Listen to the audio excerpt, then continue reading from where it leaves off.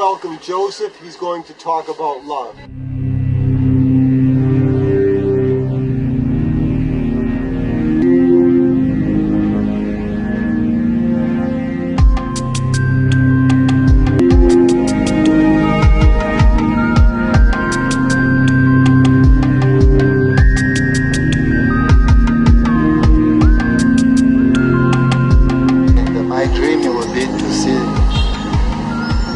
Everyone I made to be as happy as I am.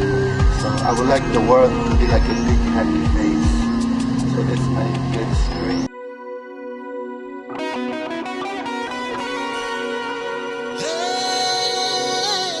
So, but you see, because my rage was inside of me, so it's like it had pushed God away. So, just to let you know that sometimes, you have this, this love for life and for what's good in life, but it's so easy also to lose it. It's like hatred. It just can take you to a different point in your life, and then. We had a visit. That's when my life started changing, because we had a visit from my uncle who lived like in North Italy, and so, and I come from the south, Sicily, right? So he said to us that we could come to his place where he comes, in his city where he was living, and we could start our life there, work there, make money and everything. So, and my father kind of liked the idea, and so we immigrated to this North Italy to start a new life there, and we did pretty well right away. We got jobs because we were about good work. Me and my father we work all the time. So, and then he felt like. He wasn't used to be away from my mom, so we were always close as a family. And my mom was there with my younger brother and sister, and all my other brothers were on their own already. Anyway, now I'm around 17 years old, 17 and a half, pretty much. And so my father asked my mom to come in North Italy. And but we were staying with my uncle, and there was no room for my mother to stay there as well. So what my father did was, there is these buildings, that they are government buildings that are given to family in need. When you have like a big family and a lot of kids, the government give a house, like apartments, to those families. But usually there is a list you have to go through. There is a procedure of waiting, and people wait sometimes for 20 years. But what happened often is that there is other families who get tired of waiting, so they break the door and they live inside the apartments. So, and then they hope that maybe the government will give it to them. That's why they do that. And my father did that as well. So he broke an apartment, and my mother, she came, and now we were all together in this apartment. But it's not legal, it's illegal to be there. And in fact, after a couple of weeks, the police, lots of police came and throw everything out on the street. Say, you have to leave, you cannot stay here. And so now everyone is on the street, not knowing where to go. I mean, some other families, maybe they have another place to go to because they live right in the city. But since we came from another province, we didn't know anybody, and we just ended up on the street. We only knew my uncle. We couldn't go to his house now because there was 5 of us, So, and then this young socialist politician that came, They were from a politic group, and they would try to help us. So they told us we could go to this place where we could stay temporarily. It was like a rundown building, you know. It wasn't really a nice place, but it was better than being on the street. So we went to this place and we stayed there. It was super cold because it was winter and there was no heating. And so, but we had jobs, so we could go to work in the day and then come at night. And my mother, she was, you know, cook for us and just take care of the house and everything. So, so we stayed in this place for several months, you know, until one day the police came again, and I didn't know what for. I thought maybe they want us to move out or something. I don't know exactly. But it was actually a good thing because they were giving us the news that we're being accepted for a new apartment, you know. Apparently, they saw that we were in a situation more like an emergency that needed to be resolved soon. So instead of waiting years and years for this place, they give it us right away quickly. So now my father was super happy. Everyone, I was happy too. So because now we have this new house and we can work, make money. But you know, sometimes you think everything is going the way you want it, but then there is something happening that you don't expect it, and it has to do with me and my life, because soon after I met someone when I was coming out of the cinema, because I used to go to the cinema on Sunday. You know, people usually, in those days, you either go to the cinema or you go dancing. So I came out and this girl, she was talking to people, you know, randomly about God on the street, you know. So she was just, you know, trying to convince me that the best way to live life is to pray and to believe in God. And for me, that was over. And I didn't do that anymore. I did that when I was a child. But there was something very special about this girl, besides the fact that she was super attractive and beautiful, you know. And me, I wasn't so good with girls. You know, I was very shy, and I would become very red in my face. You know, I couldn't really talk to girls somehow. I never been used to do that. I wanted to, but I just couldn't, you know. So there was a blockage, you know. So I let her talk, and once in a while I would just say something, you know. But I would say something really stupid usually. So, and you know, and I didn't like this, you know, not be able to have a conversation. I just didn't like it. And I couldn't understand why she would be so natural. You know, I'd say, wow, I mean, how did she learn to be like that, you know? And that's what it was interesting me. I wasn't so much paying attention to what she was telling me.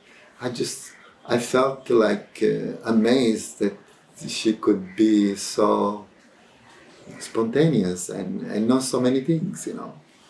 So I was really interested in being like a friend with her.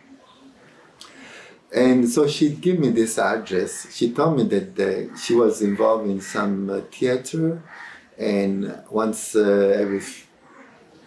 in a while they would do like a show, and she gave me the address to go see her friends and herself.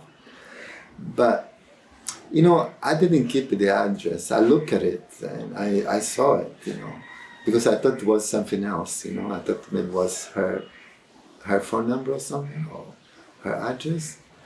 But when she told me it was just of this thing she was doing, then I lost a bit interested, so I just threw it away. And I went my own way. And then like a week later, something like that, me and my cousin, we were looking for a place to go dancing, you know. So we say, okay, let's go dancing today, and we couldn't find the place that we like to go to. So we would go inside disc and then come out and say, there is nobody there, let's go. And so we just walking around, still looking for something to do. And then suddenly, I mean, I don't know where we were because we walked so much, you know, and really lost track. Where are we? It's like we thought we lost or something. And then we hear some music. So, oh, there's some music. Let's go and check it out. So we go, we check this place. And it's not the music we are expecting, you know. They are more like Bible songs from the Bible, like music from the, you know, it's not the things you usually hear, you know. And so, and when we went inside and we discovered it's this kind of music, my cousin, he didn't want nothing to do with it. He didn't like it at all. Me, I had nothing against it, you know. I mean, it wasn't the things I usually like to hear, but I wasn't really against it either, you know. So, but I followed my cousin. He just left, so we both go. And then I wanted to come back another time, and not with him, but by myself. I didn't want anybody to see me going in this place. So I went out and I looked at the address so I would remember. So when I looked at the address, it looked familiar because, you know, I had very good memory in those days when I was so young. But this is the same address of that girl that she had given me. Say, wow, that's strange, you know. I don't know, I thought it was a coincidence, you know. But I was used to these little things, you know, that happen all the time to me. And I thought there was always like a sign that, you know, someone is trying to talk to me. So I went back the week after, and I looked, and I saw the girl there, the girl that she had met me, you know. But I was so shy, I didn't go inside. I would just look, and then I would just go out, and I would just keep walking. And then I thought to myself, say, oh no, I wanted to go in, you know. So I would just go back, look, you know, pick like this, and still I didn't go in, you know.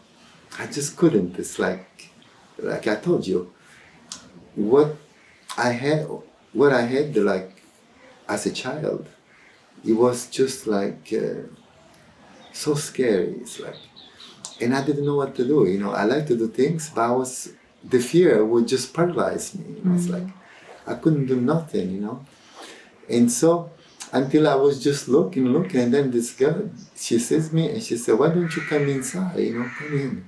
It's okay. You know, I just come in. And they start, you know, to make me more comfortable because I look too nervous, you know.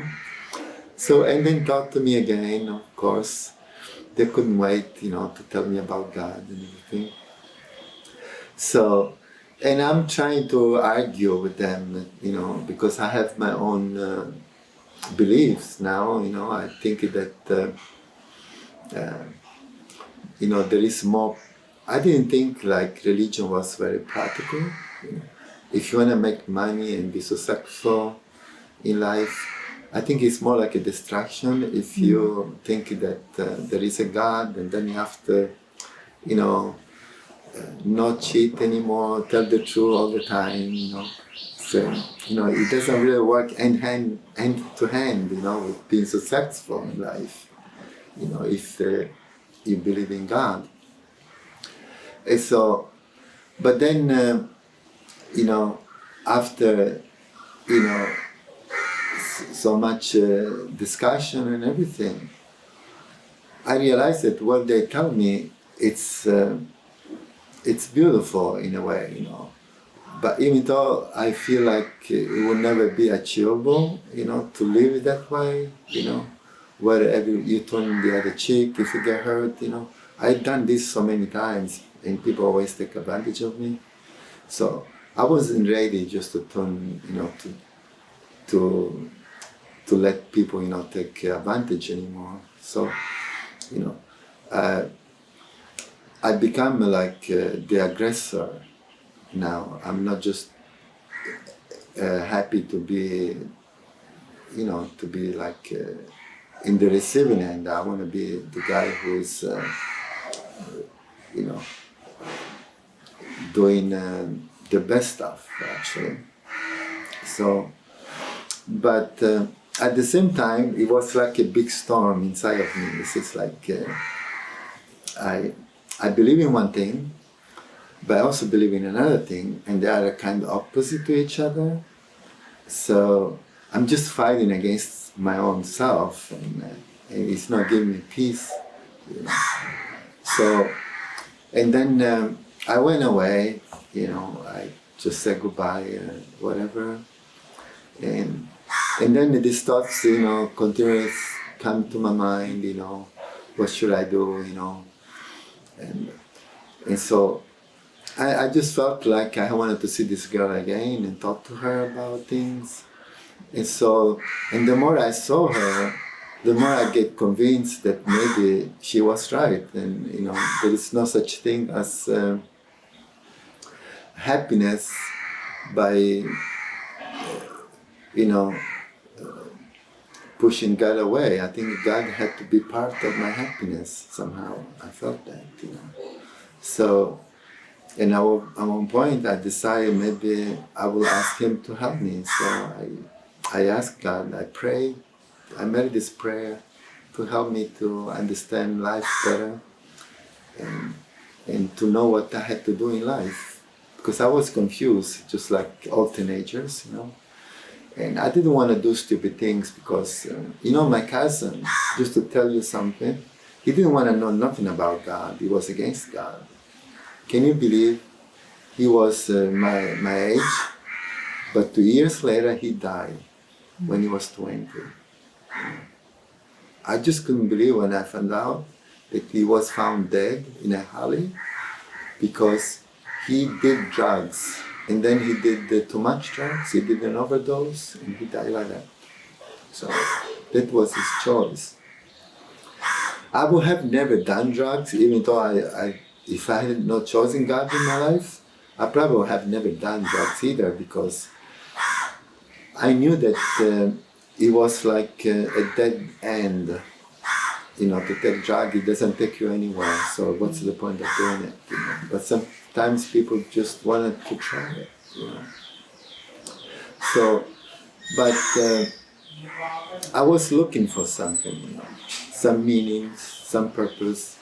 I wanted to have an idea, a purpose of something that it could give me motivation, because, when I was talking about money, this girl, she destroyed my dreams.